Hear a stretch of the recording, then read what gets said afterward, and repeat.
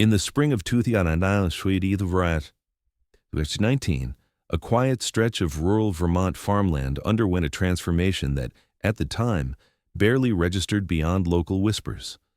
The property, once a modest orchard that had been dormant since the 1980s, was purchased under the name of Elliot Vash, a name familiar only to those in fringe art circles. He was a man both admired and avoided, once known for controversial works that blurred the line between genius and obsession, then vanished from the public eye after an abrupt breakdown during a gallery showing in 2007. Over a decade later, he resurfaced with a vision that drew artists desperate for purpose and escape. The retreat he called The Veil was pitched as a sanctuary from the ego-driven chaos of the modern world, a place where art could be reborn not for fame, but for truth. Applications were accepted through encrypted email threads, referrals from obscure forums, and word of mouth. There were no social media posts, no marketing campaigns, only an eerie website that simply read, "Art doesn't need eyes to be seen. Come where the self ends." That's all it took. Within 3 months, 13 artists had arrived, each one selected by Vash himself, each one with a growing sense that they were being invited to something sacred. They came from everywhere: Brooklyn, Portland, Berlin, Toronto, painters mostly, but also 2 sculptors, a textile artist, and one known only for immersive performance work. Most were in their late 20s to mid-30s, mid-career, burnt out, looking for silence, structure, or some strange rebirth. At first, everything seemed normal, at least from the outside. Families received occasional texts, emails, even handwritten letters. Some of them described long days of creation and shared meals by candlelight. One mother remembers her daughter saying she hadn't felt this focused in years. A boyfriend described hearing background laughter during a call, muffled, warm, communal. Another artist posted one last message to an old friend. No distractions, no phones, just work. It's beautiful. Then things slowed. The messages got shorter, more cryptic. A few people wrote that they were being asked to give up communication entirely, that it was part of the process. One sculptor told his sister on a brief call that Elliot believed outside influence poisoned the inner voice. The next day, his phone went dead. After December, there was nothing. No holiday visits, no calls, no forwarding addresses. Some families thought their loved ones were just in deep creative mode. Others got worried. But with no signs of alarm, no screaming voicemails, no missed deadlines, most waited it out, hoping the silence was voluntary. It wasn't until early February 2020 that a concerned uncle, a retired state trooper, made the 3-hour drive to the property himself. What he found was deeply unsettling. The iron gate was wide open, swinging in the wind. The main house, the converted farmhouse that served as the communal hub, was unlocked. Inside, dishes were stacked neatly, cups still drying by the sink. The long dining table was set for a meal, though covered in a fine layer of dust. He wandered through the kitchen, the shared living space, and the sprawling attached studio. There were unfinished canvases everywhere, brushes and jars, sculpting tools laid out beside work still mid-form. It looked like everyone had simply stepped out and forgotten to return. But what truly disturbed him was the silence. No music, no laughter, no footfalls on creaking wood, just empty rooms and cold air. Bedrooms were neatly made. Personal belongings, journals, wallets, even open laptops remained untouched. In one room, a bed was still slightly depressed, as if someone had just gotten up that morning. He called the sheriff's department from the driveway. When local authorities arrived, they found no signs of forced entry, no obvious evidence of foul play, and no immediate reason to launch a full investigation. But 13 people were unaccounted for. Not a single vehicle remained on the property. There were no recent transactions on any of the artists' bank accounts. Their phones, when found, were placed together inside a locked cabinet lined with tinfoil, an apparent attempt to block GPS tracking. Several were dead from battery drain. There was no sign of Elliot Vash. His room contained only a stained mattress, a wooden crate of sketchbooks filled with abstract spirals, and a single envelope labeled "Do Not Follow." The envelope was empty. When news of the disappearance finally broke, the art world reacted with both horror and confusion. How could 13 people vanish without a trace in modern America? Was it cult-related? A suicide pact? An elaborate hoax? Speculation ran wild, but nothing stuck. The authorities listed it as involuntary disappearance of unknown cause. For months, family members made repeated trips to the orchard, hoping for any sign of life, any hint of explanation. But the Vale remained silent, just another empty place in the woods, echoing with the ghosts of unfinished work and people who walked willingly into the quiet. What no one knew then was that the mystery was far from over.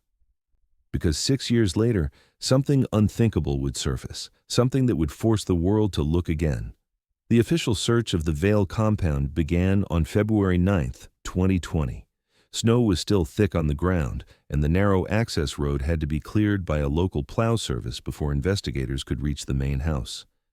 From the outside, the property looked strangely peaceful. The garden was overgrown but not wrecked. The long porch still had a row of chairs neatly arranged facing the orchard. Nothing looked panicked. Inside, however, it was a different story. Not because there was blood or overturned furniture or broken windows, but because everything was just left. Meals half prepared on the counter, still frozen vegetables in the sink, a pot of rice that had gone moldy in the rice cooker, a kettle rusted onto the burner. It was as if everyone had stood up mid-conversation and quietly walked out. Jackets still hung on pegs.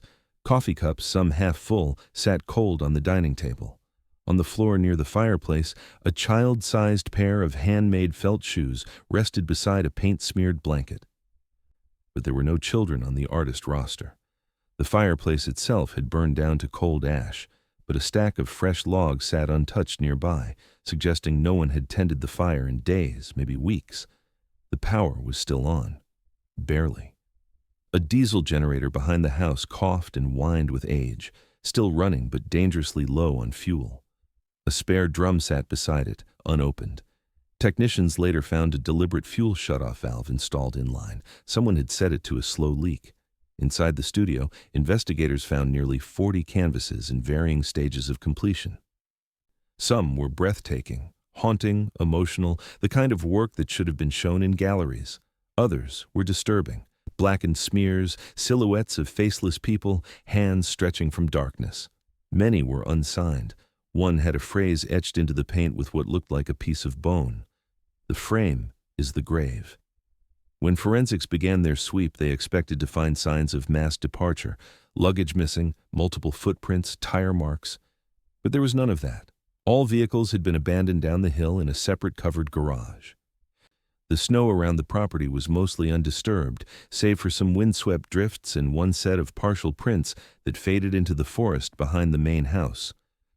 Bloodhounds traced that trail for only a few hundred feet before doubling back in confusion. There was no scent trail, no direction. It just ended. The caretaker's trailer, parked near the tool shed, was unlocked and silent.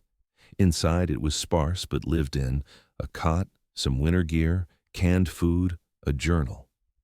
The journal was torn in several places, but readable. The final entry, dated January 17th, simply read, "They're not sleeping anymore. He says the work is never done. I'm starting to see what he means, but I still want to leave." That entry became a crucial timestamp. It was the last known dated note from anyone on the property. But even that didn't clarify much. Elliot Vash's room offered no help either. A moldy mattress on the floor, a crate of sketchbooks, pages filled with geometric symbols and anatomy studies. One page had a list of names, every artist who had joined the Vale, each one crossed out in black ink, all except one, his own. Perhaps the most concerning discovery came from the small security closet built into the back of the main house. There, police found a sophisticated multi-camera surveillance setup, complete with infrared capabilities and 24-hour motion triggers. The cameras were mounted discreetly across the property, by the gate inside the studio near the woodshed, and even in some of the living spaces. But the system had been sabotaged. The DVR unit, which recorded the footage, had been forcibly ripped from the wall mount, not unplugged, ripped. The cables were frayed, and the motherboard itself had been scorched in what appeared to be a small contained fire. It had been doused in accelerant and torched inside a cast-iron sink. Only fragments remained, too corrupted for data recovery. Whoever did it wanted to make sure that no footage survived. In the tech room, officers found an improvised Faraday cage made of chicken wire and copper mesh. Inside it, a sealed wooden box. When pried open, it held 13 smartphones stacked like bricks, wrapped in aluminum foil. Each one corresponded to a missing artist. Some were still logged into social media or messenger apps, but had been set to airplane mode for months. Text history showed that several artists had begun to question Vash's restrictions. One text, never sent, simply said, "This place is not what it seems. There's something underneath." That message would be repeatedly referenced in future investigations. For now, the house was sealed, tagged, and logged as a scene of mass disappearance. The case was officially opened as a complex missing persons event, but there were no witnesses, no signs of violence, no trail to follow. All 13 artists had vanished, and what they left behind wasn't just a quiet, abandoned property. It was a place humming with unfinished work, interrupted thoughts, and the distinct, nauseating sense that something had been carefully, methodically erased. Before the Vale became the center of a national disappearance case, Elliot Vash was already known in certain art circles, but not for the reasons most would expect. In the early 2000s, he was considered a rising surrealist talent with gallery shows in New York, London, and Berlin. His early work had a fevered intensity, dreamlike forms, unsettling anatomy, abstract portraits that seemed to bleed out of the canvas. Critics described his technique as violent precision, and for a while, his star rose fast. But in 2006, during a group show in Chicago titled Through the Flesh, Vash unveiled a series of paintings that would end his mainstream career. The collection, called Exhumed Intentions, featured grotesque imagery: faceless children bound in umbilical cords, corpses with mouths sewn shut, and what appeared to be self-portraits smeared in actual blood. One piece reportedly included human hair embedded into the oil. When questioned, Vash gave cryptic answers, speaking about the body as a prison, art as liberation, and the necessity of sacrifice. A week later, the gallery removed the show after complaints from visitors and staff. Vash disappeared from public view shortly afterward. He re-emerged nearly a decade later, not in galleries, but online, lurking in encrypted forums, posting under the handle Obscura Vessel. His writing had become more philosophical, almost religious. He spoke of ego death through medium, art that bleeds into being, and the notion that modern creativity had become hollow, narcissistic, disconnected from consequence. He claimed to have found a new method of creation, one that eliminated vanity and replaced it with truth. Artists, he wrote, needed to suffer again. They needed to unlearn everything. This ideology became the foundation for what he later called the Veil. He invited people, not just artists, but anyone willing to leave the mirror behind, to join him in rural Vermont for what he described as an experiment in collective purity. He promised shelter, isolation, and total creative immersion. All applicants had to agree to a full communication blackout after a trial period. There were no fees, no press, just a whisper in the right communities. And somehow that was enough. Investigators tracked down former classmates, colleagues, and one ex-girlfriend from his Rhode Island School of Design years. Most described him as a loner, brilliant but hard to pin down. He had a way of drawing people in, not with charm, but with intensity. A professor recalled Vash being obsessed with the boundary between body and object. Another artist said he once saw Vash pierce his palm with a sculpting tool during a live show just to prove the body is not sacred, it's material. One former collaborator said she believed Vash genuinely thought he wasn't making art, but channeling something. He used to say, "I'm not the creator, I'm the wound." That phrase, chilling in hindsight, showed up again years later, scribbled in the margins of a recovered sketchbook at the Vale property. Psychologists consulted by law enforcement flagged Vash's writings as indicative of extreme dissociation or delusional identity detachment. One report labeled him a potential cultic personality with a charismatic dissociative delusion, someone who sought to strip others of identity in order to rebuild them in his vision. That theory gained weight when authorities discovered audio files buried inside a hard drive recovered from the Commune's caretaker trailer. In one recording, a voice presumed to be Vash's delivers a long, meditative talk to the artists. He speaks softly, but with calculated authority. "The ego must die," he says, "not metaphorically, literally. It must be buried so that you can begin again. Paint not with your hands, but with your memory. Sculpt not what you see, but what you've lost. You are not the artist, you are the instrument."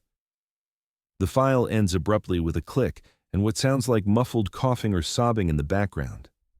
His official records, banking, medical, employment, drop off around 2010.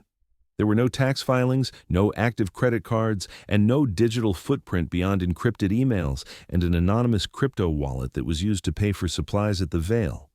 The land was purchased in cash through a shell LLC tied to a P.O. box in upstate New York. He had become a ghost, by design. The more investigators dug, the more it seemed that Elliot Vash had been preparing for this for years. What they didn't know was whether the artists who joined him had understood what they were walking into. Did they believe they were part of something transcendent, or had they simply fallen into the orbit of a man who viewed the human body as just another tool in his studio? Either way, 13 people followed him into the woods, and none had come back. And the more investigators learned about the man behind the veil, the more it seemed he had never intended to let them leave. The search area surrounding the Vale compound expanded slowly at first. Initially, investigators had focused on the studio, the farmhouse, and the immediate outbuildings. But as the case dragged on with no sign of life, the woods became impossible to ignore. The property sat on nearly 70 acres of dense Vermont forest, thick with maple and birch, sloped unevenly and riddled with deer paths and forgotten game trails. In mid-March 2020, cadaver dogs were brought in to sweep the grounds. It was the first time the area had thawed enough for ground access, and what the dogs did next startled even seasoned handlers. Multiple dogs signaled repeatedly and aggressively at the same location, a moss-covered stone entrance at the rear of the main studio, half buried under brush. It was a root cellar, built decades ago, likely part of the original orchard infrastructure. The door had been sealed from the outside with rusted nails and heavy stones, almost as if someone had tried to hide it or keep something inside. The cellar was cleared and opened under forensic supervision. Inside, the air was dense with mold and decay, but no immediate signs of remains. Just old crates, broken jars, and what looked like disassembled canvases stacked like firewood. The ground-penetrating radar sweep around the area yielded nothing. No disturbed soil, no burial points. But the dogs continued to react near the walls and corners as if something had once been there, but was now gone. Tests on the stone walls detected traces of organic material, blood proteins, but too degraded to extract usable DNA. It was a dead end, but not a clean one. Something had happened there. Something that didn't want to be remembered. When police reached out to nearby residents, most of them seasonal homeowners and retirees, they were met with vague recollections and polite distance. A few admitted they'd heard things over the prior year, what sounded like chanting on cold nights, screams echoing through the trees during winter. But none had reported anything. One man said he assumed it was performance art. Another joked that hippies do weird stuff. No one thought it was serious, until now. Then came the hunters. A father and son who often tracked deer near the back slope of the property told investigators they'd stopped going near the Vale after an unsettling encounter in late December 2019. They described seeing two figures, barefoot, pale-skinned, covered in streaks of red, standing motionless in the snow, watching them from a distance. The father called out, thinking they were lost hikers, but they didn't respond. They just turned and walked silently back into the trees. Guided by those statements, investigators pushed deeper into the woods. They followed a faint path marked by ropes tied between trees, some frayed with age. Nearly a mile out, they stumbled on something both ritualistic and grotesque. In a small clearing, hidden behind a curtain of evergreens, They found what can only be described as an altar. At the center was a large, flat stone ringed by smaller rocks. Around it were bones, animal at first glance, but arranged in spiral patterns, too deliberate to be random. Dried pigment jars, reds, blacks, deep greens, were scattered nearby, some still open, their contents hardened into crusted stains. Strips of fabric fluttered from the trees, each one painted with a single black glyph.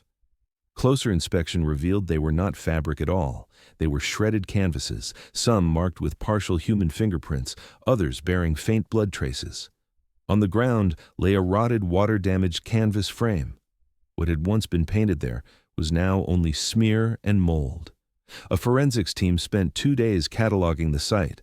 DNA tests on the pigment jars and altar surface returned inconclusive, mostly due to weather exposure and contamination, but the visual evidence was enough to deepen the investigation.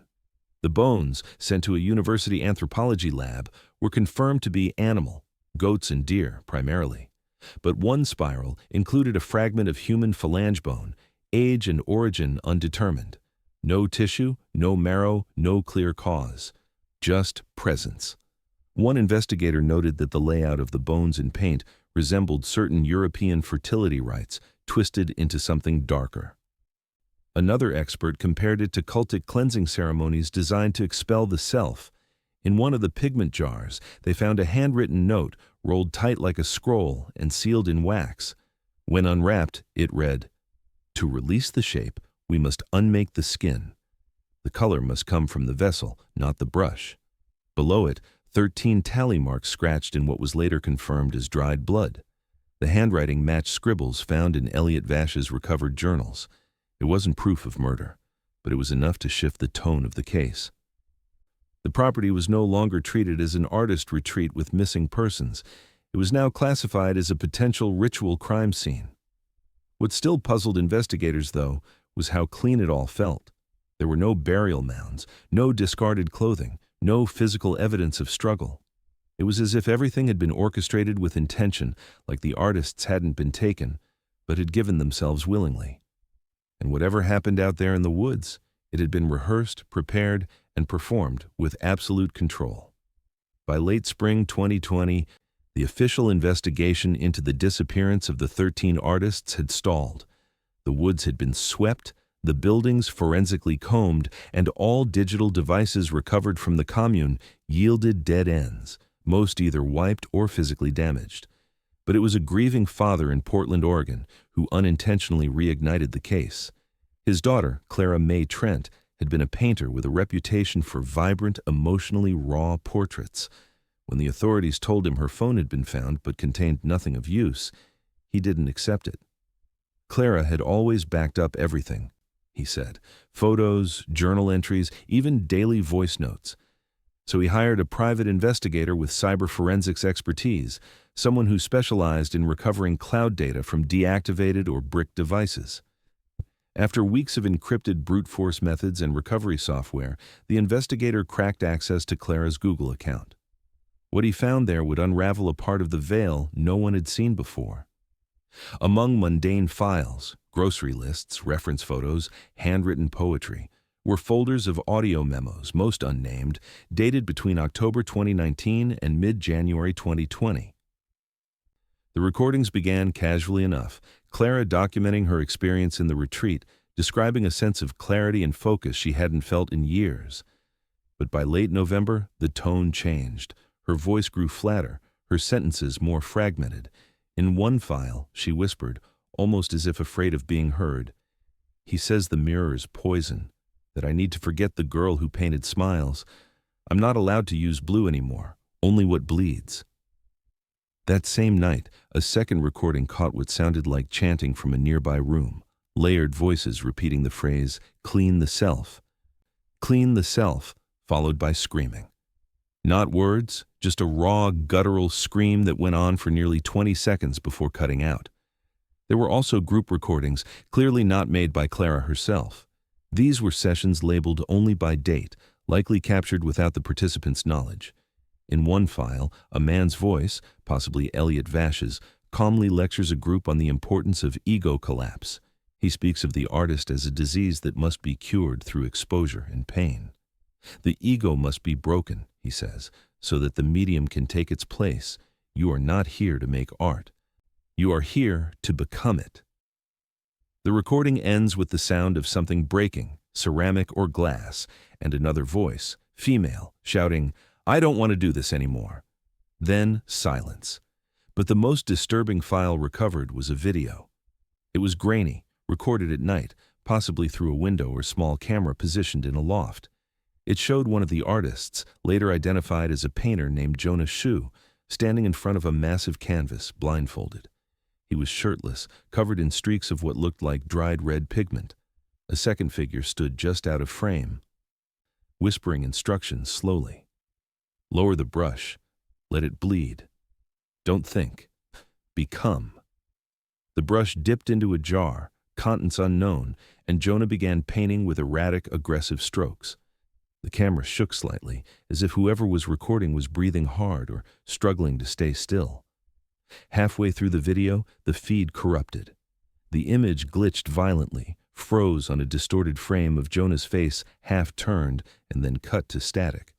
Forensics later determined that the corruption wasn't accidental. Metadata analysis showed the video had been altered post-upload. The final segment had been overwritten in a way that suggested intentional degradation. Someone had scrubbed the original ending and replaced it with noise. Timecodes were mismatched, and GPS data, normally embedded in modern recordings, had been wiped. The audio track also had an anomaly. A faint, low-frequency tone layered beneath the final 20 seconds, a signal that matched techniques used in psychological desensitization experiments. Forensic technicians concluded the file had been both planted and broken. Whoever left it in the cloud wanted it to be found, but not intact. Within the same backup was one more cryptic clue, a folder titled The Rendering. Inside, a single PDF file with a black cover image, just the word rendering etched in pale gray font. It was unreadable. Every page was blank, but embedded in the file was a digital watermark, a code linked to an old dark web server once used by fringe performance artists in the early 2010s. That server was long inactive, but it had ties to a subculture obsessed with body-integrated art, theories that the line between the human form and artistic medium should be erased completely. Investigators now believed that the rendering wasn't just a metaphor or project title. It was a process, a transformation, something that had begun inside the commune long before anyone vanished. When authorities reviewed the contents, several agents openly questioned whether a crime had been committed at all, or if the artists had been coerced into a new identity, one that erased their bodies along with their names. But the violent tone of the recordings, the manipulation of digital evidence, and the overwhelming absence of consent painted a darker picture. Something had been orchestrated. Something was covered up, and someone, likely Elliot Vash, wanted the world to see only fragments of it, enough to haunt, but never enough to prove. In early March of 2025, a small experimental gallery in Prague's Žižkov district prepared to open a modest group exhibition featuring works by unknown or underground artists. The gallery, called Corpus, had a reputation for embracing provocative pieces, multimedia installations, outsider sculpture, anonymous graffiti turned canvas. It was meant to be a quiet show, one of dozens held that month, until gallery director Andrei Milezic discovered an unmarked crate in the gallery's loading bay. It had no shipping label, no return address, just the word "for the frame" etched faintly on the wood. Inside was a single painting, carefully wrapped in layers of linen and wax paper. At first glance, the curator thought it was a misdelivery, but when he finally unveiled the piece, something in him froze. It was unmistakable to anyone familiar with the mystery that had once rattled the art world: the colors, the brush technique, the thematic tension. It was a painting by Lena Moret, one of the 13 artists who vanished from the Vale Commune 6 years earlier. The piece was titled Harvest Collapse, painted on a raw-edged wood panel with rough linen. It depicted a contorted figure, suspended upside down in what appeared to be a collapsed orchard, gnarled roots bleeding into skeletal arms, a mouth opened in silent scream, with a rust-red sky overhead. But it wasn't the imagery that stopped Melizik. It was the signature. At the bottom corner, scrawled in faint cracked red ink, were the words, Lena, 2023. The ink had soaked slightly into the grain, uneven and dark. He initially assumed it was paint until the gallery's conservation assistant noticed its unusual consistency and requested a lab test. Days later, results confirmed what no one wanted to believe. The signature had been written in human blood, and the DNA matched Lena Murray. The painting was pulled from the exhibition immediately. News of the discovery spread through fringe forums first, then to international outlets. Interpol was notified, as were U.S. federal authorities. The Czech police launched an inquiry into how the piece had arrived, but the gallery's CCTV system had been down for scheduled maintenance that week. No staff recalled seeing the crate delivered. The shipping bay had remained unlocked during daylight hours. A review of delivery logs revealed nothing. It had appeared, seemingly, from nowhere, and it wasn't alone. Within 10 days, 5 more paintings surfaced, each at different galleries across Europe. 1 in Amsterdam, 1 in Ghent, 2 in Berlin, 1 in Milan. Each was unique, varied in medium and style, but unmistakably connected to the artists who had vanished. A textile piece resembling the style of Dominique Avery, known for weaving hair and fabric into surreal patterns, was found stitched into the back lining of a leather-bound art book donated to a second-hand shop. A sculpture constructed from resin, embedded with what appeared to be human teeth, was anonymously submitted to a student-run art space in Kreuzberg. A large, abstract canvas, resembling Jonah Schu's kinetic layering, was left leaning against the door of a Parisian curator who had once rejected his early portfolio. All bore signatures in dried blood. All were dated between 2021 and 2024, years after the artists were presumed dead. Interpol coordinated forensic testing across jurisdictions. Every sample of red ink used in the signatures was confirmed to be blood from different human donors. In each case, the DNA matched one of the 13 missing artists: Lena, Jonah, Dominique, Stefan Reyes, Amir Chen, Yuli McIntyre. It was as if the ghosts of the veil were resurfacing one by one, each with a final piece to show the world. But there was no sign of the artists themselves, no fingerprints. No handwriting samples beyond the blood-scrawled names, just the work. And what the work implied was chilling, because none of these pieces felt like spontaneous creations. They were calculated, expertly crafted, composed with deliberate materials and encoded themes. The imagery was layered with references to sacrifice, rebirth, and dissolution of self. In one piece, a muted triptych sewn with animal sinew, the background pattern was revealed under UV light to be a distorted map of the orchard property in Vermont. Another painting used burnt pigment that, under spectrographic analysis, contained trace elements of bone ash. International authorities debated whether to treat the case as a series of homicides or a psychological operation.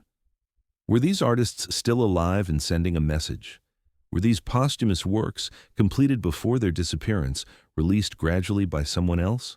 Or were they evidence of something even more sinister, art created after death by hands no longer their own? The only clue beyond the work itself came from the Prague painting. When restorers x-rayed the piece to examine its construction, they found a small metal fragment embedded beneath the paint layers. It was a microchip, the kind used in animal tracking. It had no data, just a serial number etched along the side, VL13R. The code was sent to U.S. investigators still assigned to the cold case, and although no public confirmation was made, one source inside the investigation confirmed its significance. The prefix VL13 was shorthand used in early FBI documentation, veil, 13 subjects, and the suffix R, possibly rendering, the term investigators had found referenced in corrupted voice memos 6 years earlier. Whatever the rendering was, it hadn't ended with the disappearance. It was still unfolding, piece by piece, frame by frame, and someone, somewhere, was making sure the world saw exactly what had been created, or what had been taken. The break came not through art circles or missing persons lists, but through Europol's Financial Crimes Division. In May 2025, a sting operation targeting a known black market art dealer in Rotterdam yielded far more than forged Warhols or looted antiquities. The dealer, a 59-year-old French national operating under the alias Henri Lamont, had been under surveillance for smuggling stolen religious artifacts. But when agents raided his rented storage unit outside the city, what they found was something else entirely. A steel-reinforced trunk bolted shut, tucked behind crates of counterfeit Renaissance portraits. Inside were 3 large canvases, each sealed in airtight archival sleeves. The moment agents unwrapped them, the atmosphere shifted. The paintings were unlike anything the unit had seen. Distorted anatomy, abstract symbols, bleeding brushwork. One piece, showing a figure flayed open along the spine, bore the unmistakable hand of Stefan Reyes, one of the missing artists from the Vale. Another was covered in layered swirls of fabric and fluid pigment in the style of Yuli McIntyre. The third was darker, unnamed, and unsigned, until they turned it over and discovered, scrawled along the wood stretcher in dry, cracked crimson, the initials AC chemical tests confirmed what was already suspected. The signatures were written in human blood. DNA later matched all 3 to missing Vale artists. Alongside the paintings was a leather ledger, handwritten, meticulously organized, listing dozens of transactions, most dated between 2021 and 2024. Entries were made under code names, most tied to vague city locations and followed by strings of numbers resembling euro transfers. But one name appeared more than a dozen times, connected to multiple pieces recovered across Europe. Kaspar S. Authorities cross-referenced the name and unearthed a deeply buried academic profile last updated in 2015. Silas Kaspar, a German anthropologist and independent filmmaker known for his controversial work in documenting fringe spiritual communities. Kaspar had gained limited notoriety in the early 2010s for a series of self-funded documentaries on ritual art, shamanic death simulations, and so-called ego death ceremonies practiced by off-grid collectives in South America and Eastern Europe. His work was rarely published in peer-reviewed journals, but it developed a cult following online. In his last known interview, Kaspar claimed that consciousness could be rewired through aesthetic trauma, that by stripping away sensory identity and imposing creative pressure, the individual could transcend form. He called it transmutation through medium. After 2016, he vanished. He withdrew from academic panels, abandoned ongoing projects, and disappeared from public record. It was widely assumed he'd either joined one of the communes he'd studied or suffered a psychotic break. No missing persons report was ever filed, but investigators now believed he hadn't vanished at all. He'd gone underground. And the ledger suggested he had remained active, supplying or acquiring Vale-related artwork years after the artists were presumed dead. The breakthrough came when cyber forensics teams gained access to a corrupted external hard drive seized during the Rotterdam raid. The drive contained partial video logs, blurred, static-laced clips, showing what appeared to be live ritual performances. In one, a blindfolded woman is seated in front of a sculpting wheel, while 2 robed figures chant in German behind her. Her arms are marked with paint, and a voice instructs her to become still, let the shape pass through you. The woman's face is never fully shown, but a single frame, captured between glitch artifacts, reveals a familiar scar along her collarbone. It matched a childhood injury confirmed in Lena Murray's medical records. Also on the drive was a document, a lengthy, single-authored manifesto titled From Vessel to Vale. Though unsigned, metadata linked the file to an IP address once associated with Silas Kaspar's abandoned academic email. The manifesto was deeply theoretical, written in a mix of philosophical jargon, anatomical references, and artistic critique. It outlined a worldview where the body was seen not as a vessel for life, but for expression, raw material to be sculpted, sacrificed, consumed, and repurposed for permanence. It referred to Elliot Vash by name, calling him a necessary conductor and a martyr of medium. In chilling detail, it described a process of flesh rendering, a term investigators had already encountered in Clara Trent's recovered files, wherein participants relinquished their identities through ritual and were folded into the eternal form. One sentence stood out above all others, highlighted in red. "We are not collectors of art, we are collectors of souls translated through canvas." The manifesto included diagrams that matched altar symbols found in the Vermont woods and pigment ratios discovered in blood sign paintings. More damning, the document referenced specific dates and locations where known veil works had later surfaced. Authorities now had a link. Casper was not only aware of the veil, but actively involved in preserving and distributing its aftermath. Whether the artists were still alive or Caspar was simply trafficking their posthumous work remained uncertain. But one truth became undeniable. The disappearances had not been isolated. They were part of a doctrine, a belief system so extreme it blurred the line between artistic devotion and ritual murder. And now, for the first time, investigators had a name that wasn't lost, a name they could hunt. But Silas Casper had spent nearly a decade vanishing on purpose, and if the trail led deeper, it likely led somewhere the world had never dared to look. The lead came quietly, buried in the fine print of a customs document tied to the painting found in Milan. A partial shipping label, just a fragment of barcode and a return routing ID, matched a German export handler based out of Leipzig. The company specialized in forwarding industrial equipment, not artwork, but one container had been marked as mixed media textile panels. The recipient was a defunct nonprofit art restoration company that had dissolved years earlier. When investigators followed the trail to the listed address, what they found was a building forgotten by time, a 4-story brick textile mill, shuttered since the late 80s, tucked behind layers of fencing and ivy.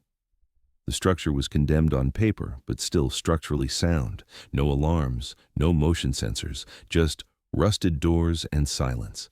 A task force coordinated with German federal police to secure the site. The first 2 floors were empty, dust-filled rooms with broken machinery, piles of moth-eaten wool, and cracked concrete. But the 3rd floor raised questions.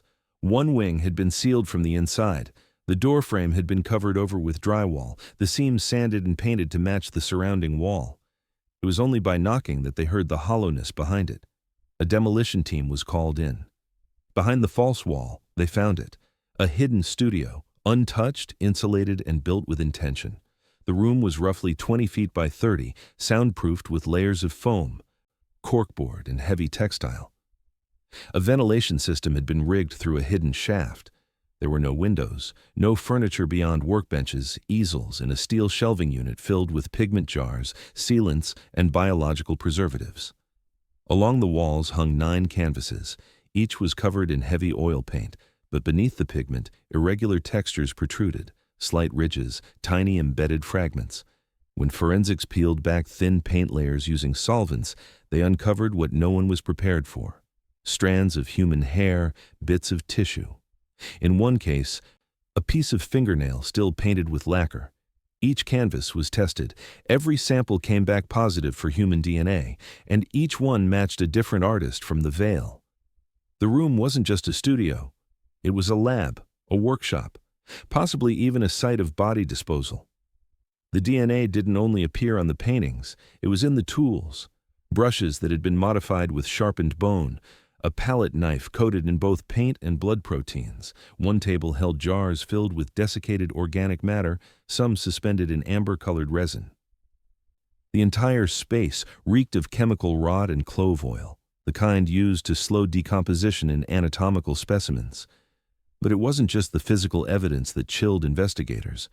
It was the writing on the walls, everywhere, across beams, in the seams between insulation panels, scribbled along the baseboards, were handwritten messages, prayers, fragments of what read like scripture, and complex anatomical diagrams fused with color wheels, all written in reverse, as if intended for mirrored viewing. Some referenced pigment ratios alongside internal organ labels.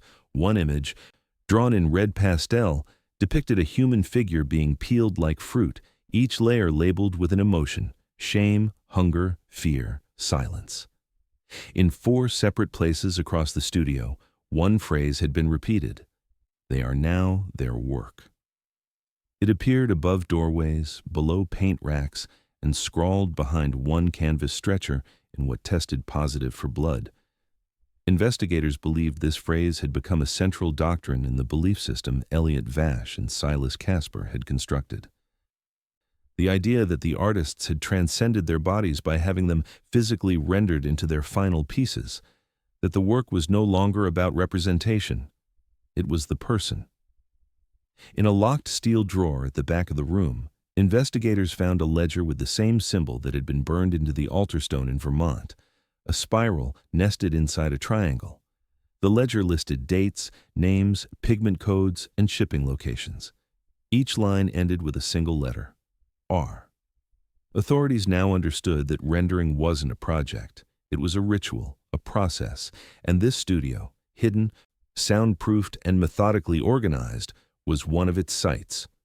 Forensics estimated that the room had been used between 2021 and late 2024. Dust accumulation patterns, fungal growth, and residue on the ventilation filters suggested activity stopped just months before the first blood sign painting appeared in Prague. Surveillance of nearby streets turned up nothing. No one could say who had last accessed the studio. But the containers of dried pigment and extracted bone dust suggested someone had worked here over time, processing remains into artistic materials with surgical precision. And then there was the 9th canvas. It had no visible signature, no title, just a smear of deep crimson and the faintest imprint of a face, almost like a death mask embedded beneath the paint. When scanned under infrared, the face revealed features resembling Elliot Vash. Investigators couldn't confirm it, but it was enough to reignite theories that Vash hadn't just led the ritual. He may have become part of it. The veil hadn't vanished. It had relocated, continued, evolved. The orchard was just the beginning. Leipzig proved that the work never stopped. And if these were only the paintings that had surfaced, how many others remained hidden, sealed in crates, waiting to be found? For months, investigators had worked with fragments, paintings left in galleries, forensic traces inside a hidden Leipzig studio, signatures drawn in blood and silence. But it wasn't until they found the journal that the full scope of the rendering finally came into focus. It was discovered inside a rusted lockbox tucked behind loose insulation in the sealed studio's south wall. Water damaged, warped, but intact enough to preserve its pages. Handwritten, with no title, the book bore no name, but its contents made authorship unmistakable. The language, the phrasing, the obsession with purity, it echoed the voice heard in the audio recovered from Clara Trent's cloud drive. It was Elliot Vash. This wasn't a sketchbook or manifesto. It was a process log, a blueprint for what happened to the 13 missing artists. The journal, later authenticated by handwriting analysts, described a doctrine of total transformation, one where the separation between creator and creation was erased. It outlined a ritualistic system Vash and Casper had spent years refining, a process called the rendering, broken into phases: isolation, unraveling, severance, transmutation, completion. The first stage involved complete withdrawal from outside influence. No mirrors, no digital contact, no names. Artists were renamed by colors or symbols. The second phase, unraveling, applied psychological pressure through sleep deprivation, fasting, and ego-purging exercises, including group humiliation and blindfolded creation sessions. The journal noted that during this stage, some artists attempted to leave. One entry read, "D wavered again. Casper administered correction. They'll return when the voice is still." The term correction would appear several more times, always in context suggesting physical or emotional punishment. The third stage, severance, was where transformation became literal. The entries grew clinical. Artists were instructed to provide samples, blood, hair, tissue, for pigment tests. One described a procedure where a participant's palm was sliced open to bleed into the palate. Another detailed nail harvesting as a means of extracting identity from vanity. What began as metaphor had become biological. The body itself became medium. Vash wrote with cold detachment, describing his subjects not as people but as vessels of energy, identity, and legacy. One passage read, "True permanence requires sacrifice. Paint decays, flesh decays, but the union of both, that is immortality." The language emphasized consent, often obsessively. Phrases like, "they chose," "they signed in blood," "they transcended willingly" were underlined repeatedly. But forensic linguists noticed contradictions. Crossed out passages, reworded phrases, and margins full of nervous corrections suggested guilt or at least doubt. In one section, Vash noted that two artists refused to proceed with transmutation. Their names were replaced with an X. The next entry simply read, "Resolved, Kaspar efficient." The implication was clear. Consent had limits. Philosophy had become cover. At the back of the journal, investigators found crude floor plans matching the sealed Leipzig studio. One corner of the sketch was labeled F, a reference that led them to search the far corner of the room's floor. Beneath the linoleum and insulation, they found a concealed furnace, professionally installed, with an insulated chimney vent running up through a disguised shaft. Inside were the remnants of what forensic teams would later confirm as cremated human remains. The quantities suggested multiple individuals had been reduced to ash in that space.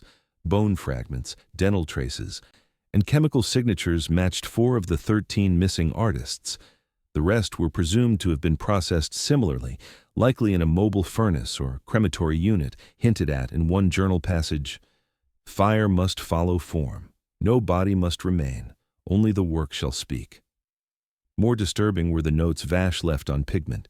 He described detailed processes for creating custom paints using dehydrated blood and bone meal, stabilizing them with archival-grade oil. He referenced ratios, drying times, and what he called soul temperature, a pseudo-scientific metric for emotional residue in material. He believed the suffering imbued in the act of harvesting made the paint more powerful, more alive. There was no sign this belief was metaphorical. It had become doctrine. Taken as a whole, the journal shifted the narrative from mystery to ritualized homicide, cloaked in artistic transcendence. The rendering had not been a project. It had been a death cult, engineered by 2 men who believed beauty could justify annihilation, and yet the evidence still carried an unbearable complexity. Because in the eyes of their captors, these artists hadn't just died. They had been completed.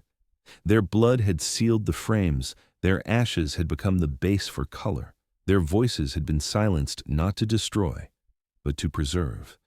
And so when investigators laid out the journal, the ledgers, the paintings, and the cremation evidence, one chilling conclusion remained. These weren't trophies. They were declarations. The final phase of the rendering had been realized. The artists, by the creed of Elliot Vash and Silas Casper, had become eternal not through survival, but through fusion. They were now inseparable from the work that bore their names, not missing, not murdered, rendered. And what haunted authorities most was the final phrase scribbled on the last page in cracked and faded ink beneath 13 tally marks. "The body dies, the medium lives." The final piece was found in a storage unit outside Antwerp, an unregistered space paid in cash by an alias that tied back to a fake Swiss ID linked to Silas Casper. It was discovered by accident during a sweep of locations listed in the ledger found in the Leipzig mill. The unit was unremarkable, one of dozens in a concrete row of storage bays surrounded by a chain-link fence and rows of decaying trailers. But inside, under layers of moving blankets, bubble wrap, and temperature-controlled containers, was a single wooden crate larger than anything recovered before. When opened, it revealed the last known work tied to the veil. The canvas measured 7 feet across, 5 feet tall, mounted on a custom steel frame. It bore a single title etched into the back, "Veil Lifted." The painting was unlike the others. At first glance, it appeared to be a chaotic swirl of faces, color, and anatomical fragments layered in a way that defied logic, distorted but intentional, grotesque but magnetic. The surface had been worked endlessly, with pigment so dense in places it cracked like aged skin. But it wasn't the subject matter that arrested the forensic team. It was what lay beneath it. Using spectral and microscopic analysis, investigators uncovered embedded material in every quadrant of the canvas. Hair follicles, slivers of fingernail, microparticulates of bone dust, dried blood proteins, all embedded, almost suspended within the layers of oil. The DNA tests were conclusive. Every single one of the 13 missing artists was present. Their genetic material was quite literally woven into the piece. At the bottom right corner, a signature, just a single letter, E, and the date 2020. This wasn't a recent work. It had been completed around the time the artists vanished, preserved, hidden, intended as a final statement, or perhaps a memorial, or perhaps something far worse. What brought investigators to a halt, though, wasn't what could be seen with the naked eye. It was what was hidden. Infrared scans revealed a buried layer beneath the painting, a previous image that had been painted over but not fully erased. The layer contained an X-ray-style rendering of a human skull, faintly visible beneath Lena Murray's self-portrait at the canvas center. Unlike the expressive, surreal strokes covering the top layer, the skull was cold, anatomical, detailed with a precision that suggested it had been traced from real medical imaging. Forensic anthropologists compared the skull's features to images of Elliot Vash and concluded with 85% certainty that the embedded face was his. Whether he had painted it himself or it was a final tribute made by another remained unclear. But the implication was unmistakable. This painting was meant to be the last chapter. The surrounding imagery seemed to confirm it. Each quadrant of the canvas bore fragments representing one of the missing: Clara's repeated spiral motif, Jonah's erratic brush patterns, Dominique's fabric thread weaving. Even Stefan's palette choices, bone gray and saturated blood reds, dominated the lower half. It wasn't a painting, it was a map of absorption, a visual record of what had been done. Art historians, forensic psychologists, and cult specialists reviewed the piece for weeks. Some called it a group suicide orchestrated by manipulation. Others argued it was mass murder disguised as artistic ritual. But one thing was certain: the Commune had never been about isolation or creative focus. It had been a front for a radical doctrine of artistic martyrdom, one that believed permanence could only be achieved by destroying the creator and fusing them with their work. The presence of Silas Casper remained a looming shadow. His name did not appear on the painting, but the themes, symbols, and anatomical detail mirrored his documented obsessions. His last known sighting, in Berlin in 2023, placed him less than a mile from one of the galleries where a blood-signed piece had been left. Whether he had finished the work after Vash's disappearance or merely preserved it, no one could say. But Vash himself was gone. No body, no confirmed sightings. No trace beyond the skeletal imprint hidden beneath the paint. With Vale lifted now in custody, the case reached its chilling conclusion. The missing were no longer missing. They had been used, transformed, immortalized in a way no one had ever conceived. The horror wasn't just in the loss of life, it was in how it had been curated, displayed, framed. These weren't just paintings, they were confessions, proof, gravestones, and though law enforcement closed the investigation with the designation of confirmed homicides, there was no trial, no arrest. Just 13 families left to decide whether to mourn an artwork, a memory, or a crime too grotesque for comprehension. Today, Veil Lifted remains sealed in evidence storage, inaccessible to the public. But the images, the scans, the forensic reports, they circulate in hushed corners of the art world. And the remaining paintings, scattered in galleries and collections, continue to surface without warning. Each one a fragment of a truth too devastating to frame. The mystery is solved. The story is closed. But the silence that follows is louder than before, because the artists are gone, and their screams still hang quietly in oil and blood.